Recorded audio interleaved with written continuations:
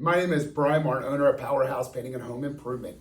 We do a lot of front porch railing replacement and rear deck railing replacement projects all throughout the year.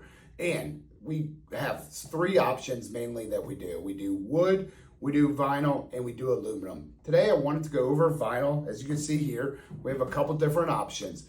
But what I wanted to go over is the benefits. And to me, what we find is the number one benefit is no more painting. So that's the simple one. If you're tired of painting your front porch or rear deck railings, no more painting. Once you install it, you're done. Outside of maybe hose it off or pressure wash it, you are done with maintenance. So that's the number one.